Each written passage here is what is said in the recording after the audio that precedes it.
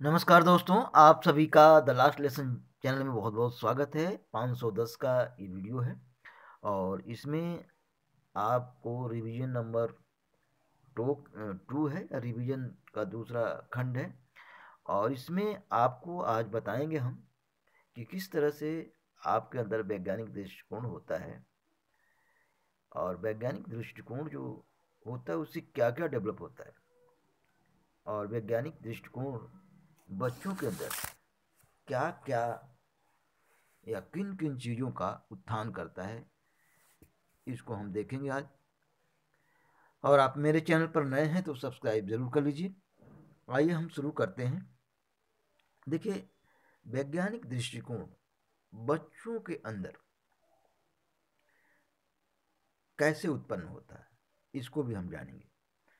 तो जब एक शिक्षक विद्यालय में जाता है और बच्चों के सामने वह अपने किसी भी पाठों का अधिगम कराता है, तो बच्चों के समक्ष इस तरह से उसको प्रस्तुत होना है कि उसके अंदर उस पाठ को पढ़ने के लिए जिज्ञासा हो।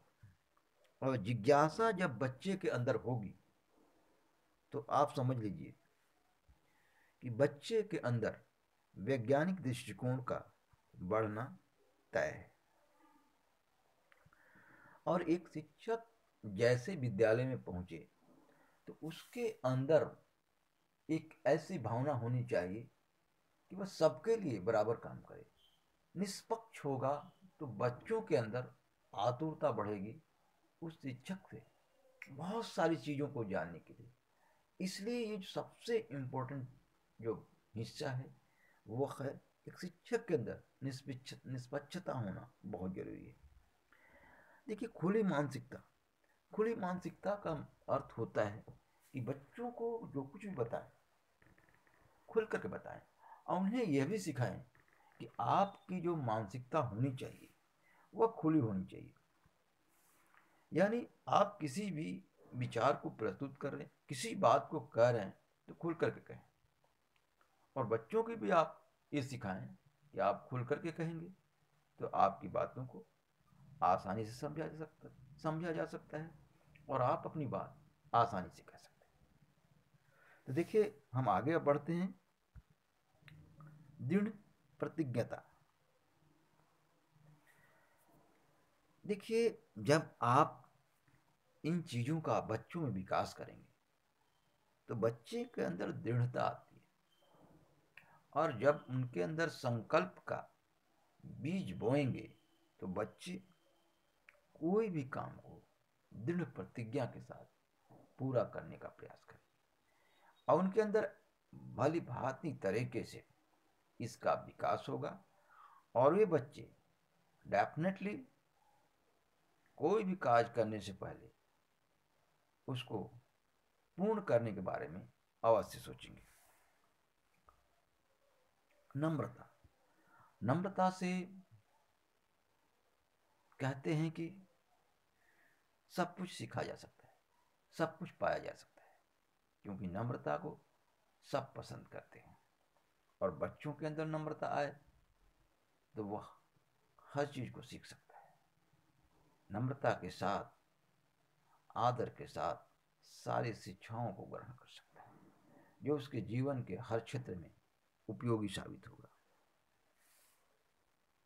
और बच्चों के अंदर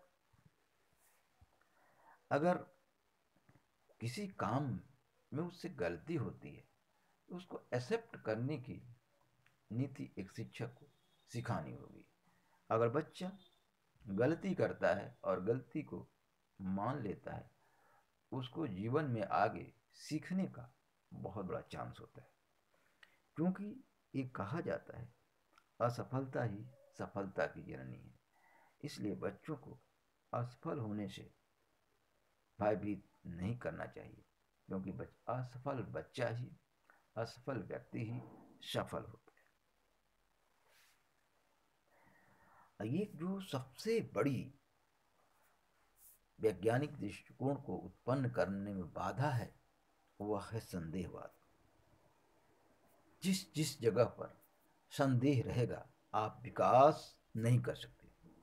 क्योंकि जिस काम को करने जाएंगे और पहले ही आप हिम्मत हार जाएंगे, पहले ही आपको अपने अंदर कमजोरी नजर आएगी, तो इसका नतीजा आप जानते हैं, आप किसी भी कार्य को करने में सफल नहीं हो सकते और आपका जो वैज्ञानिक दृष्टिकोण है उसमें भी डेवलप होने का चांस नहीं रहेगा। कह सकते हैं कि ये दृष्टिकोण आपके पास आने में भी बहुत दिक्कत होगी। इसलिए बहुत जरूरी है बच्चों के अंदर संदेहवाद को मिटाना। भास्कर भास्कर राव उनको कहेंगे हम, 1989 में कहा था, सबसे उपयोगी वैज्ञानिक मनोवृत्तियां हैं मानसिकता, आलोचनात्मक मानसिकता और साथ ही साथ आलोचनात्मक मानसिकता जो है हमारे मन को कमजोर कर देता है। इसलिए हमें हमेशा जैसे भी स्वच्छ और सही रहना चाहिए। इस वीडियो में इतना ही। जय हिंद, जय भारत।